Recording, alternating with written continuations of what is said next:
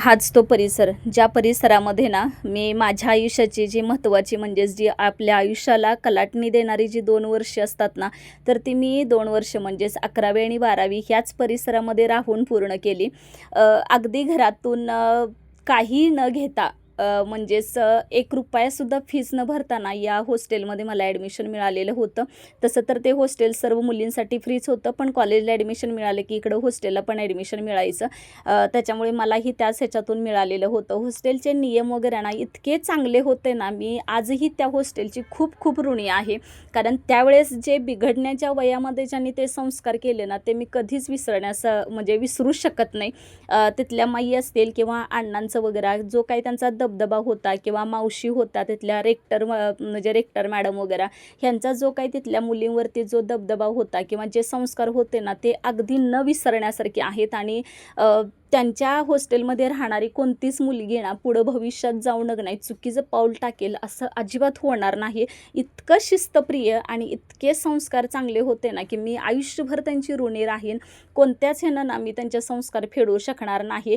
कसं असतं ना, अभ्यास कमी केला तरी चालेल, पण संस्कार जे म्हणतात ना, तर ते संस्कार कोणत्या पुस्तकातनं लिहून मिळत नाही आहे, तर आपल्याला कोणीतरी आपल्यावरती करावे लागतात ना, असे त्यांनी केलेले आहे. त्याच्यामुळे खूप चांगल्या पद्धतीनं ते हॉस्टेलचं आयुष्य होतं. कधी कधी वाटायचं की खूप कडक वगैरे नियम आहेत वगैरे, पण आता इतकं छान वाटतं ना की असं कडक नियम असायला पाहिजे होतं. आणि मी त्यावेळी तिथं हॉस्टेलला होते ना, त्याच्यासाठी तर मी देवाचे खूप खूप आभार मानेन की मला अशी संधी त्यावेळी दिली. कारण आता ह्या हल्लीच्या काळामध्ये ना तशा शिस्तीची खूप गरज आहे. आणि तसे संस्कार ना आता हल्लीची जी मुलं मुली आहेत ना त्यांच्यावर खरंच व्हायला पाहिजेत, जेणेकरून ना पुढच्या पिढ्यांना खरंच सुधारतील, त्या बिघडणार नाहीत किंवा वाया जाणार नाहीत.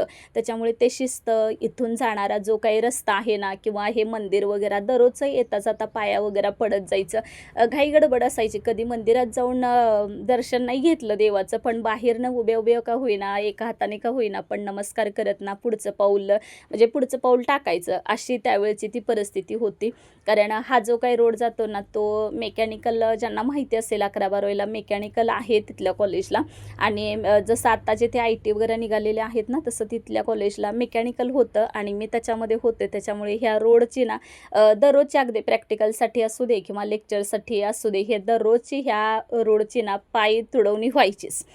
येतानाही घाई, येत जातानाही नेहमीच घाई असायची. कारण जातानाच असं व्हायचं की लेक्चर सुरू होईल म्हणून पटपट जायचं मैत्रिणींसोबत, आणि येताना असं व्हायचं की हॉस्टेलवर जायचं आहे, आपल्याला जेवायचं आहे वगैरे. ह्या घाई गडबडीत ना कधी तो रस्ता पार व्हायचा नाही, हे कधी कळायचं पण नाही. दिवस चांगले होते, काही प्रॉब्लेम नव्हता. पण त्या आठवणी मात्र ना काल इतक्या जाग्या झाल्या. खूप चांगले संस्कार इथल्या ह्याने दिलेले आहेत. हॉस्टेलवर वगैरे राहिल्यामुळं बऱ्याचशाच मुलींच्यात मिसळून त्यांच्यामध्ये राहण्याचा एक नवीनच अनुभव आला. आणि तो अनुभव अगदी खूप मनापासून सांगते की खूप माझ्यावरती संस्कारक्षम होऊन गेला तिथलं सगळे वातावरण म्हणा वगैरे हे. इथून आम्ही म्हणजे मेकॅनिकलसाठी जे जॉब वगैरे असायचे ना, तर ते जॉब करायला आम्ही इथं जायचो.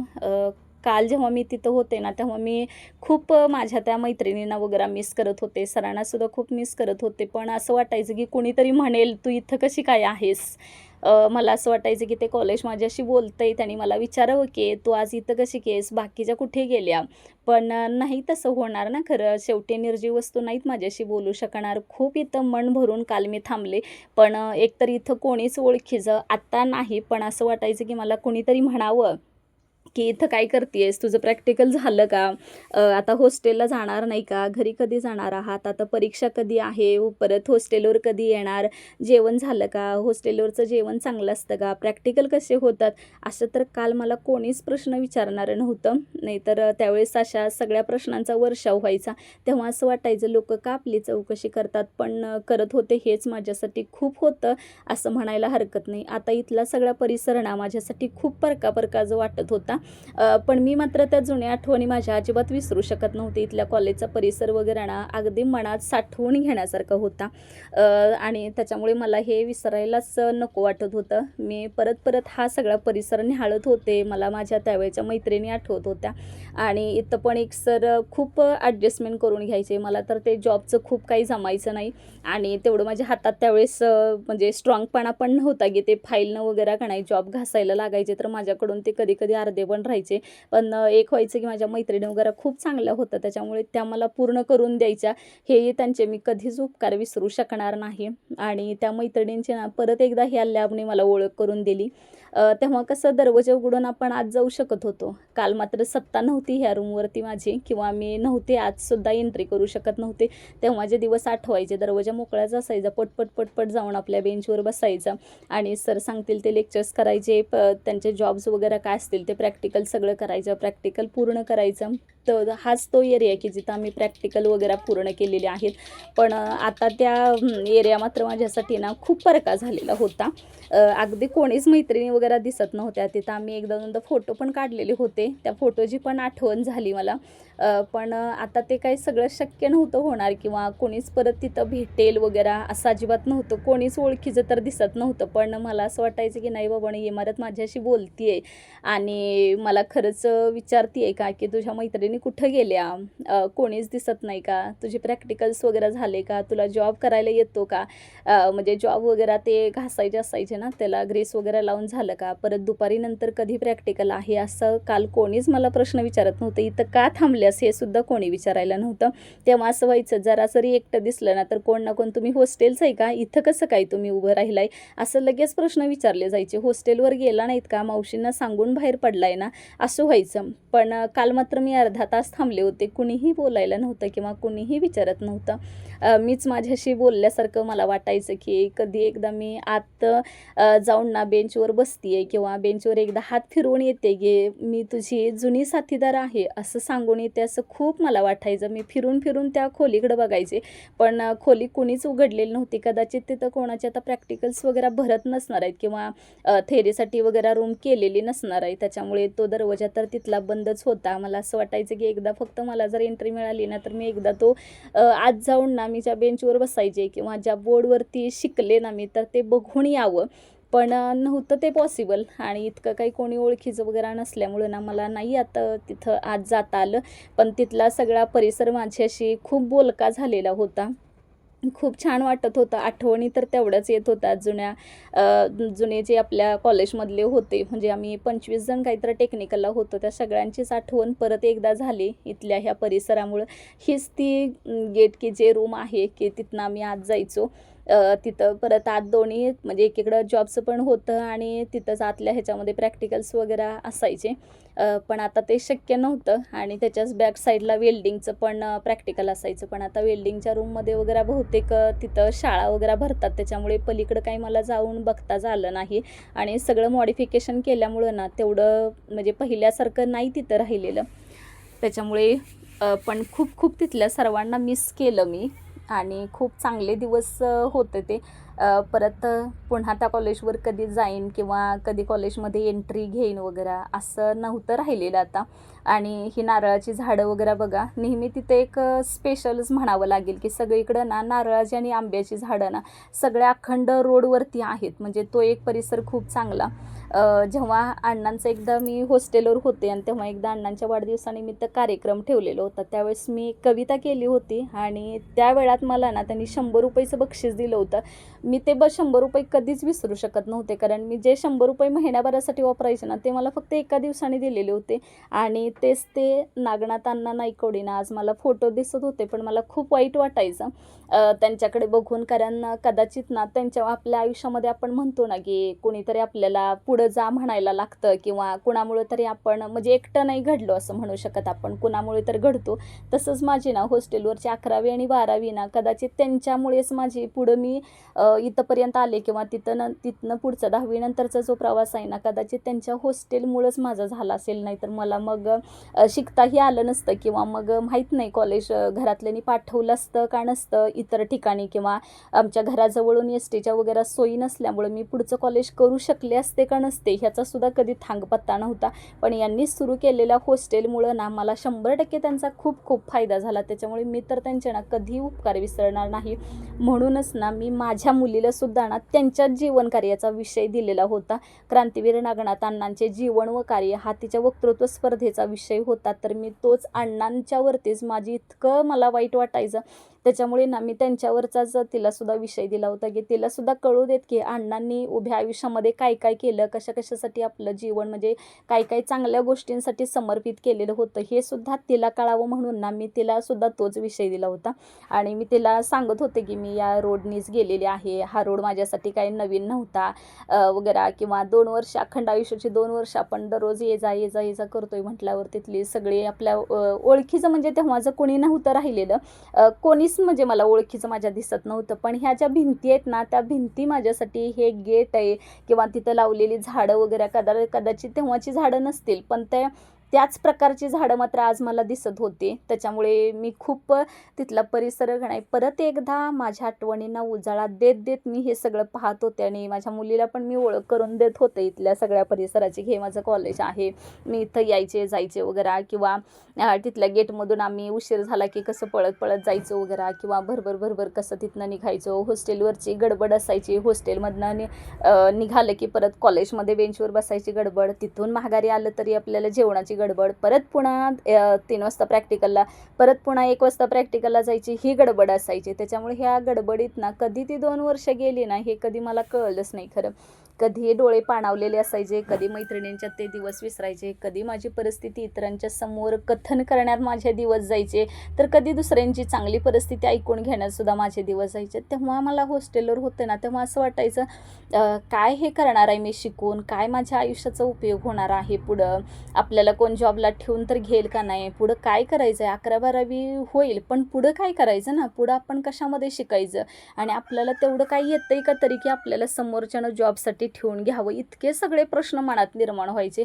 आणि असं वाटायचं ही परिस्थिती खरंच बदलेल का, आपल्याकडे इतके पण पैसे नसतात, आपण महिन्याला म्हणजे 100 रुपये जेमतेम घरातले देतात, हे कधी आपण हे करायचे, घरातले देतात म्हणण्यापेक्षा ना तेव्हा जी परिस्थितीच इतके डाऊन होते ना की तेवढे ते देऊच शकत नव्हते. त्याच्यामुळे आपण त्यांच्याकडं 8 तास किंवा हट्ट वगैरे नव्हतं करू शकत. म्हणजे इतकी देवानं ती स्ट्रॉंग बनवलेलं होतं ना की हट्ट नावाचा प्रकारच उभ्या आयुष्यात कधी आला नाही, किंवा आईवडिलांच्या समोर असं म्हणूच शकलो नाही की नाही मला हे पाहिजेच, मी हॉस्टेलवर राहणार आहे, मला हा खाऊ करूनच पाहिजे, परत मला हॉस्टेलवरचं जेवण चांगलं नसतं, असं सुद्धा आम्ही कधी म्हणजे माझ्या तर तोंडून बिलकुल कधी यायचं नाही. कारण जे मिळत होतं ना तेच इतकं चांगलं होतं आणि तेवढं सोपं नाही. आता जेव्हा लग्न झाल्यानंतर घर पेलवतो ना तेव्हा आम्ही बघतोय की कशी परिस्थिती असते, की 4 माणसं सांभाळताना किती त्रास होतो. तेव्हा तर 250 मुली हॉस्टेलवर राहून वगैरे व्यवस्थित करायच्या. त्यांचं दोन्ही वेळचं जेवण म्हणा, नाश्ता म्हणा, त्यांना सांभाळणं म्हणा, हे किती क्रिटिकल होतं ना, ते आज मी माझ्या कल्पनाशक्तीच्या सुद्धा ते पलीकडचं आहे. आणि त्या वातावरणात मी वाढलेले आणि इतके चांगले संस्कार कुठंच केले जाऊ शकत नाहीत असा माझा तरी अनुभव आहे. म्हणजे माझ्या अनुभवाप्रमाणे मी जेवढी हॉस्टेल बघितलीत ना, हॉस्टेल म्हणा, कॉलेज म्हणा, तर ह्या हॉस्टेलला तोडच नाही. इतके सुंदर संस्कार वगैरे, आणि त्यांच्या संस्काराची शिदोरी घेऊन ना मी आज चालते, ह्याचा मला खूप अभिमान आहे. हा जो तो मधला रोड ना की शॉर्टकट कॉलेजला जाण्यासाठीचा होता, दररोज तेवढी पायतुडणी करून यायचं असेल, 1-1.5 किलोमीटरचं अंतर वगैरे असेल हे, इतकं पण काही जास्त नव्हतं. पण तेव्हा खूप वाटायचं काल येताना नाही कधी ह्या रस्ता क्रॉस झाला नाही हे मला कळालं पण नाही. म्हणजे आम्ही कधी त्या वळणे घेतं का नाही रस्त्यावरून अगदी स्टॉपवर आलो ना हे कळालंच नाही. पण तेव्हा असं वाटायचं बापरे कधी जायचं एवढ्या लांब, आणि हा कधी रस्ता तुडवायचा, कधी होणार, कधी पोचणार असं व्हायचं. पण आता मात्र नव्हतं तसं झालं. मी माझ्या मैत्रिणींना खूप शोधत होते येता जाता कोणी दिसतंय का वगैरे. पण कसं दिसेल ना, सगळ्यांची जिकडं तिकडे गेलेली असणार, आणि बरेच जण तर परगाववरून वगैरे माझ्यासारखेच आलेले असणार ना तिथं सुद्धा हॉस्टेलवर राहायला. त्याच्यामुळे प्रत्येकजण आपापल्या गावाकडं वगैरे निघून गेलेले असणार. आता इथं कोणीच नव्हतं दिसत मला. हा रोड अगदी सुना म्हणजे मी त्या प्रत्येक रोडवरती ना माझ्या मनातली इमेज मी तयार करत होते, माझी कल्पना तयार करत होते की अरे इथून आपण जायचो, इथं माझ्या मैत्रिणी एकमेकींना आम्ही भेटायचो वगैरे, किंवा इथनं कसा हा प्रवास असायचा, भरभर जायचं कॉलेजवरती, भरभर निघून यायचं, परत इकडं तिकडं अजिबात बघायचं नाही. तेव्हा माझी इतकी धास्ती होती ना की मुलांच्याकडे वर करून बघायची हिंमतसुद्धा कधी व्हायची नाही. म्हणजे इतका तो दरारा होता, इतकी शिस्त होती ना, ती शिस्त ना परत एकदा यावी असं खूप इच्छा आहे. म्हणजे परत एकदा आत्ताच्या ह्या पिढीला घडवण्यासाठी ना म्हणून ती परतची एकदा शिस्त यावी. म्हणजे खरोखर हे जे आता जी सध्या बिघडत चाललेली पिढी आहे ना, ती खरोखर सुधारेल. म्हणजे मी वर मान करून सुद्धा कोणाची भिस्त नसायची आणि जरी कोणी बघितलं तर दुसऱ्या इतकी मनावर हे असायचं ना, आता आपलं नाव जाणारच म्हणून. आई-वडिलांना जाऊ दे नाही तर हॉस्टेलवर पोहोचेलच आपलं नाव. म्हणजे नाव आपलं डायरीला लागू नये म्हणूनची जी धडपड होती ना, ती खूप आणि खूप चांगली खरं. आता आज जाताना मात्र मी सगळीकडे इकडं-तिकडं बघत होते. पण मनात मात्र कोणतीच भीती नव्हती, की आपल्याला कोण बघेल का? आपण कोणाकडे दुसऱ्याकडे बघितलं तर दुसरा कोण काय म्हणेल का? किंवा आपलं नाव कोण कोणाला सांगेल का? असं अजिबात काय वाटत नव्हतं. इतकं बिनधास्तपणे म्हणजे कसं असतं ना, आपण प्रामाणिकपणे वगैरे राहिलं ना, तर आपल्याला नियतीसुद्धा आपल्यापुढं हात टेकते म्हणायला काही हरकत नाही. आणि खूप चांगले दिवस ह्या रोडने शिकवले वगैरे. आता बरीचशीच घरं वगैरे का नाही नवीन झालेली आहेत. त्याच्यामुळे पण रोड मात्र तोच असल्यामुळं का नाही मी अगदी न चुकता तिथपर्यंत पोहोचले. अजिबात कोणाला विचारायचं सुद्धा मला काही गरज लागली नाही किंवा नवीन घरं वगैरे झालेली आहेत, नाही म्हणत नाही. पण तो रोड वगैरे का नाही, तो रोड तसाच त्या म्हणजे तिथूनच जाणारा होता. त्याच्यामुळं रोड क्रॉस करताना का नाही काही वाटलं नाही. फक्त काही नवीन झाडं वगैरे तिथं आलेली आहेत, नवीन बिल्डिंग्ज वगैरे होत्या. पण त्याच रोडने ना बरोबर मी इतक्या वर्षातून म्हणजे जवळपास ते हॉस्टेल सोडून मला किंवा तो कॉलेज वगैरे करून ना मला जवळपास तरी 15 वर्ष 14-15 वर्ष तरी नक्कीच झाली असतील. तरीसुद्धा नाही मी तो रस्ता अचूकपणे माझ्या पायाखाली तुडवत चाललेले होते आणि प्रत्येक क्षणाला मी सांगत होते माझ्या मुलीला, की आम्ही इथून जायचो, हा परिसर माझ्या ओळखीचा आहे आणि खूप काही शिकवलं खरं. खूप चांगले दिवस होते ते. अगदी न विसरण्यासारखे आणि बरंच काही त्या रस्त्याने शिकवलेलं आहे. आपल्या जुन्या आठवणी का नाही जेवढ्या काढाल तेवढ्या कमीच असतात. पण कॉलेज लाईफ जगताना मात्र का नाही कुठंही म्हणजे चुकीचं पाऊल पडेल असं कधीच नाही ह्या रस्त्याने घडू दिलं. ते मात्र मी ह्यांचे उपकार ना कधीच नाही विसरणार. म्हणजे खूप चांगल्या प्रकारे म्हणजे आपण तिथं जरी राहिलो ना तर त्या संधीचं सोनं मात्र खूप चांगल्या पद्धतीनं करून घेतलेलं आहे म्हणायला काही हरकत नाही. आणि इतक्या ह्याच्यामध्ये ना म्हणजे माझी तर परिस्थिती तेवढी नव्हती. पण जर हॉस्टेल नसतं तर कदाचित माझ्या शिक्षणाला सगळा फुल स्टॉप मिळाला असता. कारण 1 रुपयाही न देता मी शिकलेली आहे तिथं. अगदी फुकटमध्ये सगळं झालेलं आहे. आणि इव्हन असं व्हायचं की घरी येताना सुद्धा का नाही तिकिटाचे पैसे जे असतात का नाही दिवाळी किंवा उन्हाळी सुट्टीला यायचं तिथले एक सर होते. ते सर इतके कोऑपरेटिव्ह होते ना की ते बसचं सुद्धा अर्धं तिकीट करून द्यायचे. म्हणजे बसला येताना सुद्धा का नाही अर्धं तिकीट. फक्त कसं व्हायचं त्यासाठी की नाही 1-2 दिवस वेट करावा लागायचा. म्हणजे सगळ्या मुली गेल्यानंतर की नाही परत ते त्यांच्या नियमाप्रमाणे कॉलेजच्या वगैरे का नाही तर परत तो एक फॉर्म दिला जायचा. तो फॉर्म म्हणा एस-टी कंडक्टरला दाखवलं ना तर ते आपलं अर्धं तिकीट व्हायचं. अर्ध्या तिकिटाची तशी तर आता महिलांना आत्ता सोय झालेली आहे, पण त्या काळात नव्हती. सगळ्यांचं फुल तिकीट असायचं. तर फुल तिकिटामध्ये का नाही सुद्धा सवलत आम्ही शोधायचो. तेवढेच कमी होतील कसे ना हे बघून तो फॉर्म आलं की एस-टीत इतकं ते मनाला सुखावून जायचं नाही. अरे आपण अर्ध्या तिकिटाने घरी निघालोय. इतकं ते मनाला बेटर फील व्हायचं नाही प्रमाणापेक्षा जास्त. आणि ह्याच तो रोड बघा जिथं आम्ही एस-टी-डी कॉलसाठी नाही यायचो तेव्हा असं 5 रुपये 1 रुपया टाकायचा आणि बोलायचं असं होतं. तर त्या सिस्टीममध्ये आम्ही जगलेली माणसं आहोत. त्याच्यामुळे इतकी गरिबीची जाणीव आहे ना प्रमाणापेक्षा जास्त. कसं असतं ना आम्हाला तेव्हा इथल्या ज्या वस्तू आहेत ना हे रोड कडेला वगैरे दिसणाऱ्या म्हणा किंवा बाजारमध्ये वगैरे दिसणाऱ्या वस्तू खूप महाग वाटायच्या. पण आत्ता कळतं त्या वस्तू महाग नव्हत्या, तर मी गरीब होते त्याच्यामुळे मला त्या वस्तू महाग वाटायच्या. पण आत्ता आम्ही सहज बाजारमध्ये गेल्यानंतर नंतर म्हणजे सहज तेवढी म्हणजे अगदी 400-500 रुपयेपर्यंतची खूप काही म्हणत नाही, पण 100 रुपयाच्या त्यावेळी 100 रुपये महिनाभर वापरायचे. त्या मानाने आज एका दिवसात 400-500 रुपये आम्ही बाजारमध्ये खर्च करून आलो होतो. पण तेव्हा खूप वाटायचे. तेव्हा खिशातच काही नसायचे ना त्याच्यामुळे. पण त्या वस्तू महाग नव्हत्या. आम्ही गरीब होतो हे मला आज कळतंय, तेव्हा नव्हतं कळत. त्याच्यामुळे अगदी 1-2 रुपयात का नाही ते एस-टी कॉलमध्ये टाकायचे आणि बोलायचं. तो एक आनंद वेगळाच असायचा. म्हणजे निम्मा वेळ तरी कॉल टाकून बोलत असताना तो रडण्यातच जायचा आणि कट झाला ना तर ते इतकं वाईट वाटायचं ना की बोलता बोलता फोन कट झाला. परत 1 रुपया टाकावं तरी परत अर्धच बोलणं होणार आहे आणि मग राहिलेले पैसे वाया जातील इतका सुद्धा विचार करायचा की म्हणजे तेवढे हेच नव्हतं ना. त्याच्यामुळे अगदी 2 रुपये टाकून बोला, 3 रुपये टाकून बोला, मग संपत आलं की लगेच दुसरा 1 रुपया त्याच्यामध्ये टाकायचा. ते दिवस दिवसच वेगळे होते खरं. आणि परत घरी जरी कॉल केला ना तरी मग असं व्हायचं की शेजाऱ्यांच्या घरी फोन आणि मग तिथनं तो कॉल जो आहे तर तो सांगेपर्यंत बोलवून येईपर्यंत जो काही वेळ जायचा ना तर तिथंही असं वाटायचं की बापरे कधी येणार, म्हणजे घरातले कधी आपल्याला फोनवर बोलणार, आपला वेळ तर तो सांगण्यातच 1 रुपया संपला, मग आता दुसरा 1 रुपया टाकून बोलावं लागेल. ही जी मनाला एक धास्ती असायची ना की आपला 1 रुपया जातोय ते खूप वाईट वाटायचं खरं. तेव्हा वाईट वाटायचं. आता या आत्ताच्या मुलांना का नाही 1 रुपया 2 रुपये वगैरे ह्याचं काहीच नाही वाटत. ते सहजपणे म्हणजे हल्लीची मुलं ना अगदी 10 रुपयाची भाषा करतात. 10 रुपये 20 रुपये वगैरे हे त्यांना 10 रुपयाच्या कॅडबरी वगैरे ह्याच्यातच त्यांना इंटरेस्ट, म्हणजे 1-2 रुपयाची त्यांना ना बिलकुल सुद्धा किंमत राहत नाही.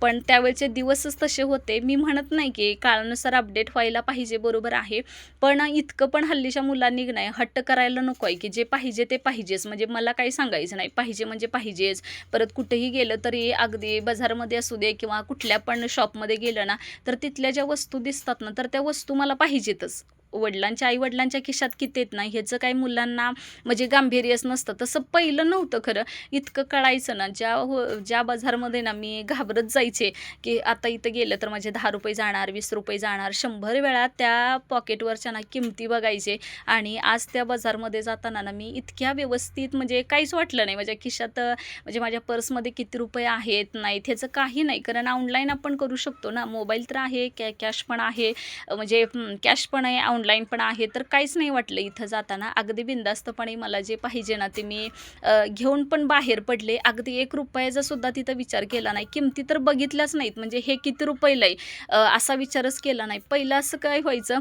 की पहिली किंमत बघायची, त्याच्यातलं खाणं माझ्यासाठी महत्त्वाचं नव्हतं, तर पहिल्यांदा किंमत बघायची. किंमत जर परवडली ना तरच त्याला होय म्हणायचं, नाही तर ते अजिबात घ्यायचं नाही. पण आता तसं नाही झालेलं. गेले तेव्हा काय नाही, आपल्याला पाहिजे नाही हे लागणार आहे तर पटपट किमती कधी बिल झाल्यानंतर बघू द्यायच्या वेळेस, म्हणजे तेव्हा हे म्हणजे तेव्हाची आणि आत्ताची परिस्थिती ना इतके फरक झाला ना, त्याच्यामध्ये जमीन आसमानाचा फरक झाला. अगदी मी अंगाचा साबण असू दे किंवा कपड्याचा साबणसुद्धा घेताना ज्या ठिकाणी मी 100 वेळा विचार करायचे ना त्या ठिकाणी मी आज बिनधास्तपणे गेले होते आणि काहीच नाही, जेवढ्या वस्तू घेतल्या तेवढ्या वस्तू म्हणजे बिल वगैरे आरामात पे करून काहीसुद्धा वाटलं नाही की नाही बाबा ह्या वस्तूवरची किंमत बघावी, त्या वस्तूवरची किंमत बघावी, असं काहीसुद्धा वाटलं नाही. किंवा हे महागडे आहे, आपल्या खिशाला परवडेल का नाही वगैरे असं काहीच नाही वाटलं. तिथं गेल्यानंतर बिनधास्तपणे आपल्या घेतल्या वस्तू ज्या लागणार होत्या ना त्या म्हणजे अगदी अगोदर तर काहीच ठरवून घेतलं नव्हतं, पण तिथं दिसतंय ना तर आपल्याला हे पाहिजे, घ्यायलाच पाहिजे म्हणूनच नाही तिथल्या वस्तू घेतल्या. आणि चला आता मग झालं बिल वगैरे तर करा, म्हणजे काहीच नाही वाटलं की तेव्हाच्या 100 रुपयेचा जो विचार केला जायचा ना तर तो आता 100 रुपये हे नाही त्याच्यापुढे खूप फिके होते. काहीच वाटत नव्हतं आपण घेतलंय वगैरे काय नाही, म्हणजे एवढं हे झालं. परत मुलीनं सुद्धा का नाही तिला पाहिजे ना तर चला मला हे पाहिजे तर पाहिजेच म्हणून त्या घेतलेल्या वस्तू तिथल्या होत्या. आणि आम्ही असं करत ना तिथलं बिल भागवून बाहेर पडलो. आणि बाहेर पण का नाही तो रस्ता मला असं वाटत होतं की एकदा जाऊन का नाही भेटून यावं, तिथं कोण आहे का नाही का बघावं. पण एकदा असं वाटायचं की अरे आपण आज दिवसभर इथं होतो तर आपल्याला कोणच नाही बोललं किंवा जुनं कोणीच नाही भेटलं, मग हॉस्टेलवर जाऊ ते म्हणजे तो रस्ता क्रॉस करत असताना तरी कोण भेटेल का नाही ह्या शंकेनं ना म्हणजे खूप माझं मन अगदी भारावून म्हणजे खूप रडण्याच्याच ह्याच्यामध्ये होते मी. कारण खूप मला जुनं आठवायचं, म्हणजे मी तो दिवस सगळं नाही माझ्यासाठी जगत नव्हते, तर तो 2 वर्षाचा जो चित्रपट होता ना तर तो माझ्या डोळ्यासमोरून तरळायचा. मी कोणाला पण म्हणजे तिथं जेव्हा स्टॉपला थांबले ना तर मग कोणी मुली दिसल्या की मला असं वाटायचं बापरे ही ह्या रूममध्ये राहत असेल, ती त्या रूममध्ये राहत असेल, आपण जिथं राहत होतो तिथं कोण असणार आहे, तेव्हा जी शिस्त आत्ता असणार का, खरंच ह्या मुली जेव्हा हॉस्टेलमधून बाहेर पडतात तेव्हा त्या मावशींना विचारलं असेल का, असं माझ्या मनात इतक्या शंका यायच्या ना. पण एक विचारण्यापाठीमागं नाही त्यांचीसुद्धा एक इतकी चांगली काळजी होती आणि तो एक जबाबदारपणा माझ्यामध्ये आला ना की नाही बाबा आपण कुठेही चाललं ना तर आपण सांगून जायचं, न सांगता अजिबात जायचं नाही. हा जो काही आपल्यामध्ये म्हणजे गंभीर म्हणा किंवा गांभीर्याचा जो काही विषय आला ना तर तो खूप चांगल्या पद्धतीनं आला. आणि एक जबाबदारी म्हणूनच नाही किंवा आता जबाबदार व्यक्ती म्हणून आपण जगत असताना ना समोरच्यानं सुद्धा तसंच करावे की आपल्या आपल्याला विचारून जावं, कुठं जाणार असेल तर सांगून जावं की मला एवढा वेळ लागणार आहे वगैरे. तर असं तेव्हा का नाही इतकी शिस्त होती. खूप म्हणजे कधी कधी तेव्हाचे नियम असं वाटायचे की नाही बाबांनो कशाला हे विचारून जावा, आज आपण बाहेर जाणार आहे, मग एवढा उशीर झाला तर आपल्याला ओरडतील. तेव्हा पण भीती होती. तर तीच भीती ना आजपर्यंत सुद्धा मनामध्ये नाही टिकून राहिले की न सांगता कुठेही जायचं नाही, जाताना सांगून जायचं मला एवढा उशीर होणार आहे असं सांगून जायचं. तेव्हा जी शिस्त ना आजसुद्धा का नाही इतकी अंगवळणी पडल्या ना की आपण त्याच्या बाहेरच जाऊ शकत नाही. जरी कुठं न सांगता गेलो ना तरी लगेच मनाला फील असं व्हायला वाटतं की हे बाबा आपण सांगून आलो नाही, काहीतरी आपण चुकीचं करतोय, असं नको आहे करायला, असं वाटत राहायचं. त्याच्यामुळे नाही खूप छान दिवस गेले. तिथली आंब्याची झाडं वगैरे बघताना खूप सुंदर वाटायचं. ज्यावेळेस मी परतीच्या प्रवासाला लागले ना तेव्हा मी खूप मोकळ्या मोकळ्या हातांनी निघाले असं वाटायला लागलं. कारण तेव्हा नाही खूप चौकशी व्हायची, खूप सगळेजण विचारायचे. हॉस्टेलच्या त्या रस्त्यावरती कोण येणाऱ्या जाणाऱ्या मैत्रिणी म्हणायच्या निघालीस का घरी, परत कधी येणार आहेस, तुम्हाला सुट्टी लागली का, बघा आमचं तुम्ही तर घरी पण निघालात आणि आम्हाला अजून जायला पण नाही भेटत, आमचं प्रॅक्टिकल आहे, आमचं कॉलेज आहे. आणि परत काही जण तर म्हणजे रडत नाही का असं दरवाजेच्या तिथं वगैरे किंवा येता येताच रडत असायचे कारण अजून आमचं कोणीच नाही न्यायला आलं. आणि तिथला नियम पण छान होता की ओळखीच आपल्या किंवा आपल्या नातेवाईक जरी असलं ना तरी ओळखीचं कोणीतरी असल्याशिवाय ते अजिबात पाठवत नव्हते. त्याच्यामुळे इतकी छान आणि चांगले वळण लागलं का नाही प्रमाणापेक्षा मी बऱ्याच वेळा उल्लेख करता. कारण इतकं छान आणि हे झालं ना तिथलं की अनोळखी व्यक्तीसोबत ना जायचं हेच नव्हतं. आपलं कोणतरी म्हणजे अगदी जे हॉस्टेलला सोडायला आलेले होते ना त्यांच्यापैकीच कोणी तर असेल ना तरच घरी पाठवलं जायचं, नाहीतर बिलकुल कोणासोबतही इतरांसोबत पाठवलं जायचं नाही. किंवा 1-2 वेळा भेटून वगैरे कोणी गेलं असेल ना आणि तिथल्या मावशींना किंवा मॅडमांना सुद्धा का नाही माझा इतका सलाम की त्या कसं काय इतक्या सगळ्या मुलींचे ना पालक लक्षात ठेवायचे की नाही बाबा हे त्यांचंच पालक आहे किंवा नाही बाबा ह्यांच्यासोबत गेलं तर ह्यांची मुलगी सेफ जाऊ शकते. इतक्या सगळ्या गोष्टी माझ्या डोळ्यासमोरून काल दिवसभर तरळत होत्या आणि मी ते विसरत नव्हते हे क्षण. म्हणजे आम्ही गेलो होतो वक्तृत्व स्पर्धेसाठी, पण सगळा तो चित्रपट ना मला तेव्हा माझ्या 2 वर्षाच्या कारकिर्दीत काय घडलं ना ते सगळं आठवायचं. आणि तिथं बऱ्याच वेळा म्हणजे कार्यक्रम वगैरे असायचे ना तेव्हा मग सगळ्या हॉस्टेलवरच्या मुलींना वगैरे कंपल्सरी केलेलं असायचं.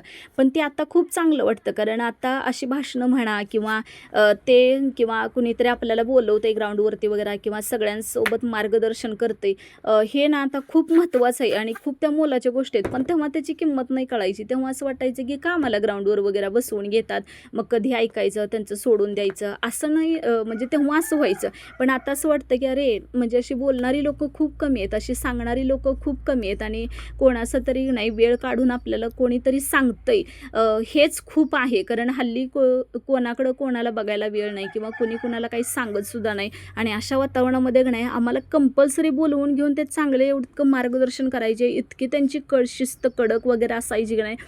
खूप छान वाटायचं. म्हणजे तेव्हाचे नियम ना खूप चांगले होते. मला तर असं वाटतं की परत एकदा का नाही म्हणजे अशी लोकं का नाही नवीन पिढीसाठी जन्माला यावीत आणि त्यांनी खूप चांगल्या पद्धतीनं जे आम्हाला घडवलं ना ते आत्ताच्या ह्या हल्लीच्या पिढीला का नाही याची खूप गरज आहे. म्हणजे गरिबीची जाणीव असू दे म्हणा किंवा इतर म्हणजे वातावरणात बिघडत चाललेली ही जी काही पिढी आहे ना तर ती पिढी सुधारावी याकरता का नाही अशा मार्गदर्शनाची वगैरे खूप गरज आहे. आणि अण्णांनी केलेलं कार्य तर ना मी उभ्या आयुष्यात विसरणार नाही. 11-12वी तर मी त्यांच्या हॉस्टेलवर राहून त्यांच्या वसतिगृहात इतक्या छान पद्धतीने पार पाडले ना त्यांचं तर मी उपकार कधीच विसरणार नाही. तिथल्या लोकांच्यामुळं ना मी खूप काही माझ्या आयुष्यामध्ये घडले. अण्णांच्यावरती मी कवितासुद्धा केली होती. ती कविता म्हणजे साखर कारखाना तिथे एक कार्यक्रम होता आणि त्यांच्या म्हणजे वाढदिवसानिमित्त एक कार्यक्रम ठेवला होता. त्या कार्यक्रमाच्या वेळेस ना मी भाषण नाही कविता केली होती. त्यावेळेस मला त्यांनी 100 रुपयाचं बक्षीस दिलं होतं. ते माझ्यासाठी इतकं ते प्राऊड फील करत होते ना आणि त्याच्यामुळे एक माझी हॉस्टेलवरती नाही वेगळीच प्रतिमा निर्माण झाली होती की तू कविता करतेस का, तू कविता करतेस का. खूप छान वाटायचं तेव्हा सगळे विचारायचे आणि मला कुठून सुचली होती काय माहीत नाही, पण त्यांना मला इतका आदर वाटायचा ना की त्यांच्याबद्दल काय नव्हेच. आणि आत्तासुद्धा इतकं वाटतो ना त्यांच्याबद्दल. ज्यावेळेस मी भाषण तिला माझ्या मुलीला लिहून देत होते ना तेव्हा माझ्या डोळ्यातून नाही 4-4 धाराच लागल्या होत्या. कारण त्यांच्यामुळंच मी खरं तरी आज आहे किंवा हे मी जीवन जगते ना फक्त आणि फक्त त्यांच्यामुळं म्हणायला काय हरकत नाही. तर माझ्या शिक्षणाचा कधीच बेपत्ता झाला असता आणि माझ्या आयुष्यातून हे सगळं निघूनच गेलं असतं. बाकी त्याच्यामुळे मला मला हा परतीचा जेव्हा मी प्रवासाला लागले ना, तर तो 2 वर्षाचा चित्रपट माझ्या डोळ्यासमोरून जाता जात नव्हता. तिथं भेटलेले माझ्या म्हणजे क्लासमधले मुलं असू दे किंवा मुली असू दे वगैरे, ह्यांच्याकडून सुद्धा बरंच काही आपल्याला शिकण्यासारखं असतं आणि त्यांच्याकडून शिकले सुद्धा मी. नाही असं नाही आहे, म्हणजे म्हणू शकत नाही ना. तिथले सर वगैरे असतील किंवा त्यांनी काढलेले 1-2 ट्रिप, म्हणजे अगदी ट्रिप मेकॅनिकलला असल्यामुळं ना शैक्षणिकदृष्ट्या ट्रिप असायच्या. म्हणजे कोणता तर कारखाना वगैरे पण आम्हाला ताकारीच्या तिकडे दाखवायला, तिथले एक प्रोजेक्ट होता काहीतरी, मला आठवत नाही एक्झॅक्ट, तर तो दाखवायला वगैरे नेलेला होता. तर ते सगळं मला तिथले सर वगैरे हे सगळे आठवत होते. त्यांच्याकडून घेतलेली प्रॅक्टिकल्स, कधी मला प्रॅक्टिकल जमायचे नाहीत, तर मी माझ्या मैत्रिणींच्याकडून प्रॅक्टिकल्स वगैरे करून घ्यायचे ना, तर ते सुद्धा मला खूप काल मी मिस करत होते तिथल्या त्या सगळ्या बिल्डिंगच्या किंवा तिथल्या त्या एरियाच्या ह्याच्यामध्ये. म्हणजे असं नको वाटत होतं की मला कोणीतरी भेटावं, कोणीतरी मला म्हणावं किंवा माझ्या मैत्रिणींच्यापैकी तर कोणीतरी मला तिथं ओळख द्यावी, असं मला खूप वाटायचं. आणि जेव्हा मी परतीचा प्रवास लागले ना, तेव्हा माझे इतके डोळे पाणावले की अरे आपण काहीतरी इथं राहून म्हणजे मिस करतोय. आज आपल्याला कुणीच माझ्या ओळखीचं कसं काही भेटलं नाही, कुणीच मला असं का म्हटलं नाही की आज इथल्या स्टॉपवर का थांबली आहेस, अजून बस आली नाही का, घरीच जाणार आहेस ना, असं कोणीच कसं काय मला शंकास्पद प्रश्न विचारले नाहीत, असं मला वाटायला लागलेलं. आणि ते खूप दिवस चांगले पण होते आणि कडक शिस्तप्रिय असल्यामुळं ना, खरोखर तिथल्या विद्यार्थीने ना कधीच उभ्या आयुष्यामध्ये ना चुकीचं पाऊल टाकणार नाहीत किंवा जीवन जगत असताना भले 1-2 मार्क्स कमी पडू देत, पण जी संस्काराची शिदोरी आहे ना, ती मात्र सगळ्या मुलींच्यावरती अगदी काटेकोरपणे ना तिथं ठासून त्यांच्या मनामध्ये भरलेली आहे. त्याच्यामुळे ते अतुलनीय दिवस आहेत, ते कधीच परत येणार नाहीत खरं सांगायचं तरी. पण परत एकदा माझ्या मुलांना असे कडक आणि शिस्तीचे सगळे मिळू देत, अशी माझी खूप इच्छा आहे आणि माझी मुलंसुद्धा अशी संस्कारी घडावीत अशी सुद्धा मी प्रार्थना करते. आणि अण्णांसारखं माईंसारखं वगैरे परत एकदा मला त्यांच्या हॉस्टेलवरचे किंवा तिथलं आयुष्य जगता यावं.